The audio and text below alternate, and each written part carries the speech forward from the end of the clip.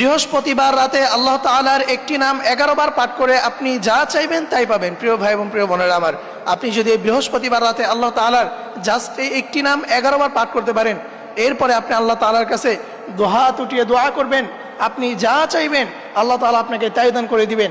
আপনি যেই দোয়াটাই করবেন আল্লাহ তাআলা আপনার সেই দোয়াটাই কবুল করে নেবেন। প্রিয় ভাইরা আমার, মনে রাখবেন এই বৃহস্পতিবার রাত এটা হচ্ছে খুবই গুরুত্বপূর্ণ রাত, কারণ এই রাতকে বলা হয় জুমার রাত। অর্থাৎ বৃহস্পতিবার মাগরিবের পর থেকে নিয়ে শুক্রবার ফজরের আগ পর্যন্ত যে রাতটা রয়েছে এটাকে বলা হয় জুমার রাত। আর এই জুমার রাতের অনেক ফজিলত রয়েছে, হাদিসের ভিতরে রয়েছে 5 রাতের দোয়া আল্লাহ তাআলা কখনো ফিরিয়ে দেয় না। তার মধ্যে একটা হচ্ছে এই জুমার রাত, এবং দ্বিতীয় নাম্বার হচ্ছে ঈদুল ফিতরের রাত, এবং তৃতীয় নাম্বার হচ্ছে ঈদুল আজহার রাতের দোয়া, এবং চতুর্থ নাম্বার হচ্ছে শবে কদরের রাত, এবং পঞ্চম নাম্বার হচ্ছে লাইলাতুল কদরের রাত। এই 5 রাতে দোয়া আল্লাহ তাআলা কখনো ফিরিয়ে দেয় না। তার মধ্যে অন্যতম হচ্ছে এই বৃহস্পতিবার রাত, অর্থাৎ আজকের রাত।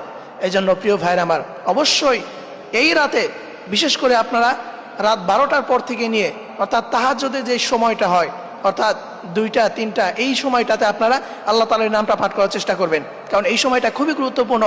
আর এই তাহাজ্জুদের সময় আল্লাহ তাআলা প্রথম আসমানে এসে বান্দাদেরকে ডাকতে থাকে, আলা মিন মুস্তাগফিরিন ফাস্তাগফিরলা, আলা মিন মুস্তারজিকিন ফারজুকলা।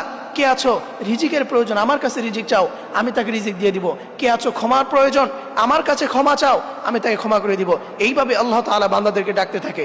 এই জন্য ওই সময় আপনি যদি আল্লাহ তাআলার এই নামটি হাতে গুনে গুনে 11 পাঠ করতে পারেন, আল্লাহ তাআলা সেই নামটি হচ্ছে ইয়া রহমানু ইয়া রহিম, ইয়া রহমানু ইয়া রহিম। এই নামটি আপনি হাতে গুনে গুনে 11 বার পাঠ করবেন। এরপর আপনি আল্লাহ তাআলার কাছে দুহাত তুলে দোয়া করবেন, আপনি যা চাইবেন আল্লাহ তাআলা আপনাকে তাই দান করে দিবেন। আল্লাহ তাআলা আমাদের সকলকে এই আমলটা করার তৌফিক দান করুক। সকলেই পড়ি আমিন।